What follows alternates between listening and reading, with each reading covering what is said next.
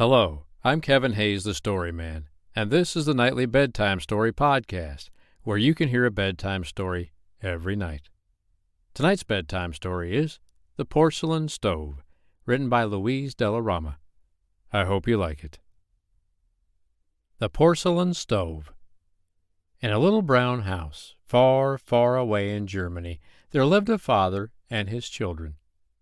There were ever so many of them. Let me see. Hilda, the dear eldest sister, and Hans, the big strong brother, then Carl and August, and the baby Marta. Just enough for the fingers of one hand. How many is that? But it is Carl that I'm going to tell you about. He was 9 years old, a rosy little fellow, with big bright eyes and a curly head as brown as a ripe nut. The dear mother was dead, and the father was very poor, so that Carl and his brothers and sisters sometimes knew what it was to be hungry. But they were happy, for they loved each other very dearly, and ate their brown bread and milk without wishing it were something nicer. One afternoon, Carl had been sent on a long journey. It was winter time, and he had to run fast over the frozen fields of white snow. The night was coming on, and he was hurrying home with a great jug of milk, feeling cold and tired. The mountains looked high and white and still in the cold moonlight, and the stars seemed to say, when they twinkled, "Hurry, Carl, the children are hungry." At last he saw a little brown cottage with a snow-laden roof and a shining window, through which he could see the bright firelight dancing merrily, for Hilda never closed the shutters till all the boys were safely inside the house. When he saw the dear home light, he ran as fast as his feet could carry him, burst in at the low front door, kissed Hilda, and shouted, "Oh, dear, dear Hirschvogel, I am so glad to be back to you again. You are every bit as good as the summer-time." Now, Hirschvogel was not one of the family, as you might think, nor even a splendid dog, nor a pony, but it was a large, beautiful porcelain stove, so tall that it quite touched the ceiling. It stood at the end of the room, shining with all the hues of a peacock's tail, bright and warm and beautiful. Its great golden feet were shaped like the claws of a lion, and there was a golden crown on the very top of all. You never have seen a stove like it, for it was white where our stoves are black, and it had flowers and birds and beautiful ladies and grand gentlemen painted all over it, and everywhere it was brilliant with gold and bright colors. It was a very old stove, for 60 years before, Carl's grandfather had dug it up out of some broken-down buildings where he was working, and, finding it strong and whole, had taken it home. And ever since then it had stood in the big room, warming the children who tumbled like little flowers around its shining feet. The grandfather did not know it, but it was a wonderful stove, for it had been made by a great potter named Hirschvogel. A potter, you know, children, is a man who makes all sorts of things, dishes and tiles and vases, out of china and porcelain and clay. So the family had always called the stove Hirschvogel, after the potter, just as if it were alive. To the children the stove was very dear indeed. In summer they laid a mat of fresh moss all around it, and dressed it up with green boughs and beautiful wild flowers. In winter, scampering home from school over the ice and snow, they were always happy, knowing that they would soon be cracking nuts or roasting chestnuts in the heat and light of the dear old stove. All the children loved it, but Carl even more than the rest, and he used to say to himself, "When I grow up, I will make just such things too, and then I will set Hirschvogel up in a beautiful room that I will build myself. That's what I will do when I'm a man." After Carl had eaten his supper this cold night, he lay down on the floor by the stove, the children all around him, on the big wolfskin rug. With some sticks of charcoal, he was drawing pictures for them of what he had seen all day. When the children had looked enough at one picture, he would sweep it out with his elbow and make another. Faces and dogs, heads, and men on sleds, and old women in their furs, and pine trees, and all sorts of animals. When they had been playing in this way for some time, Hilda, the eldest sister, said, "It is time for you all to go to bed, children. Father is very late tonight. You must not sit up for him."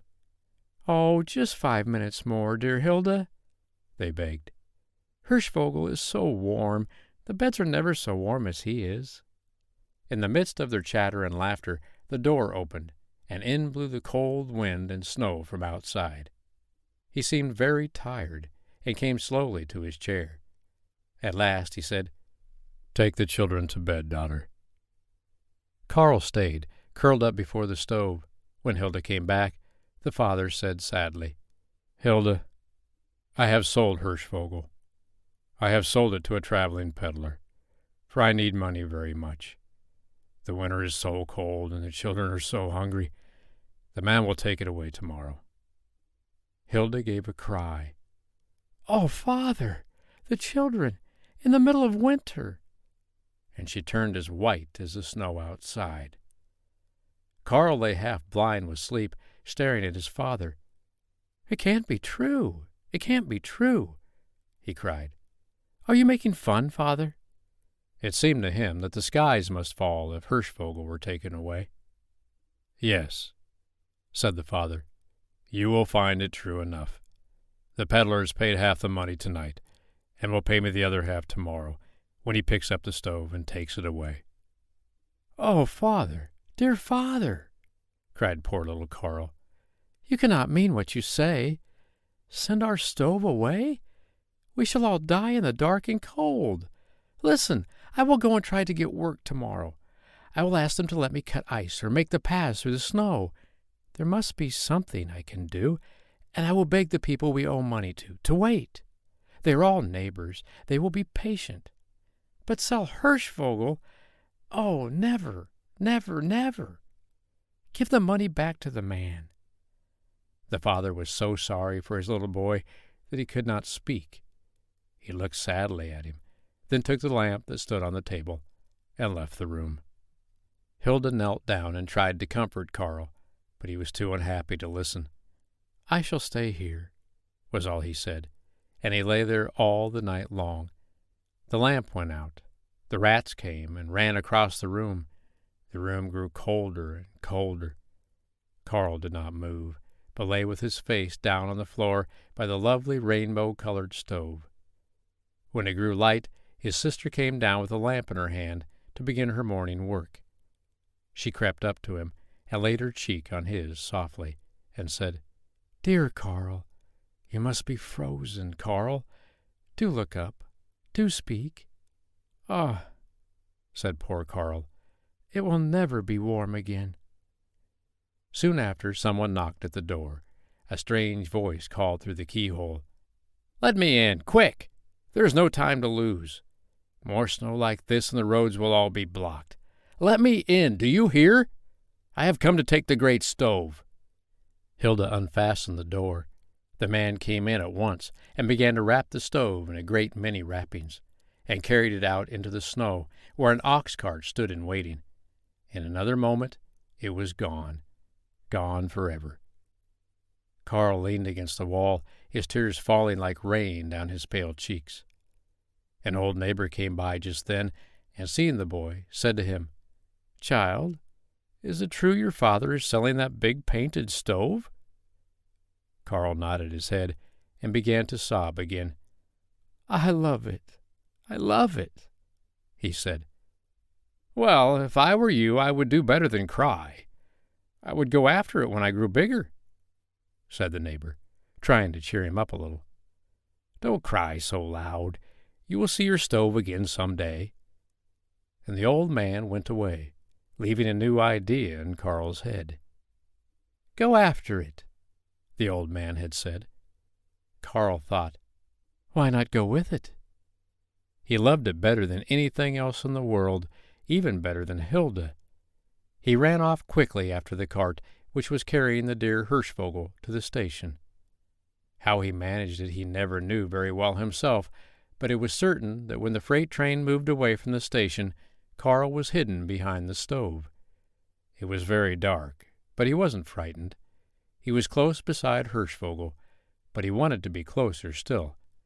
He meant to get inside the stove. He set to work like a little mouse to make a hole in the straw and hay.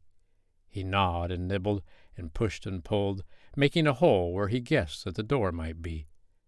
At last he found it He slipped through it, as he had so often done at home for fun, and curled himself up. He drew the hay and straw together carefully, and fixed the ropes so that no one could have dreamed that a little mouse had been at them. Safe inside his dear Hirschvogel, he went as fast asleep as if he were in his own little bed at home. The train rumbled on its heavy, slow way, and Carl slept soundly for a long time. When he awoke, the darkness frightened him, but he felt the cold sides of Hirschvogel and said softly, "Take care of me, dear Hirschvogel. Oh, please take care of me." Every time the train stopped, and he heard the banging, stamping, and shouting, his heart seemed to jump up into his mouth.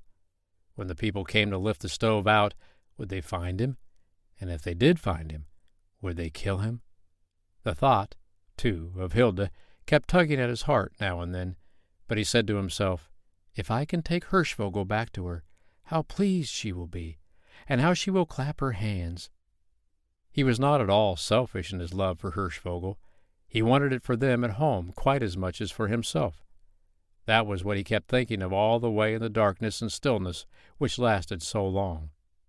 At last the train stopped, and awoke him from a half-sleep. Carl felt the stove lifted by some men, who carried it to a cart, and then they started again on the journey, uphill and down, for what seemed miles and miles. Where they were going, Carl had no idea. Finally, the cart stopped. Then it seemed as though they were carrying the stove up some stairs. The men rested sometimes, and then moved on again, and their feet went so softly he thought they must be walking on thick carpets. By and by the stove was set down again, happily for Carl, for he felt as though he should scream or do something to make known that he was there. Then the wrappings were taken off, and he heard a voice say, "What a beautiful, beautiful stove!" Next, someone turned the round handle of the brass door, and poor little Carl's heart stood still. "What is this?" said the man. "A live child!" Then Carl sprang out of the stove and fell at the feet of the man who had spoken. "Oh, let me stay, please let me stay," he said. "I have come all the way with my darling Hirschvogel." The man answered kindly, "Poor little child, tell me how you came to hide in the stove. Do not be afraid. I am the king." Carl was too much in earnest to be afraid. He was so glad it was the king, for kings must be always kind, he thought. "Oh, dear king," he said with a trembling voice, "Hirschvogel was ours, and we loved it all our lives. And Father sold it, and when I saw that it really did go from us, I said to myself that I would go with it, and I do beg you to let me live with it. And I will go out every morning and cut wood for it, and for all your other stoves, if only you will let me stay beside it. No one has ever fed it with wood but me since I grew big enough, and it loves me. It does indeed." And then he lifted up his little pale face to the young king, who saw that great tears were running down his cheeks. "Can't I stay with Hirschvogel?" he pleaded. "Wait a little," said the king. "What do you want to be when you are a man? Do you want to be a wood chopper?" "I want to be a painter," cried Carl. "I want to be what Hirschvogel was.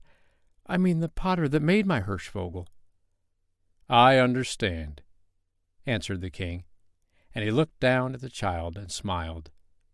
"Get up, my little man," he said in a kind voice. "I will let you stay with your Hirschvogel. You shall stay here, and you shall be taught to be a painter. But you must grow up very good, and when you are 21 years old, if you have done well, then I will give you back your beautiful stove." Then he smiled again and stretched out his hand. Carl threw his 2 arms about the king's knees and kissed his feet, and then all at once he was so tired and so glad and hungry and happy that he fainted quite away on the floor. Then the king had a letter written to Carl's father, telling him that Carl had drawn him some beautiful charcoal pictures, and that he liked them so much he was going to take care of him until he was old enough to paint wonderful stoves like Hirschvogel. And he did take care of him for a long time, and when Carl grew older, he often went for a few days to his old home where his father still lives. In the little brown house stands Hirschvogel, tall and splendid, with its peacock colors as beautiful as ever, the king's present to Hilda. And Carl never goes home without going into the great church and giving his thanks to God, who blessed his strange winter's journey in the great porcelain stove. The end. I hope you liked tonight's bedtime story, The Porcelain Stove, written by Louise De La Rama. Don't forget to subscribe to the podcast so you can hear a free bedtime story every night. I'm Kevin Hayes, the Story Man. I'll be here tomorrow night to read you another bedtime story. But for tonight, good night.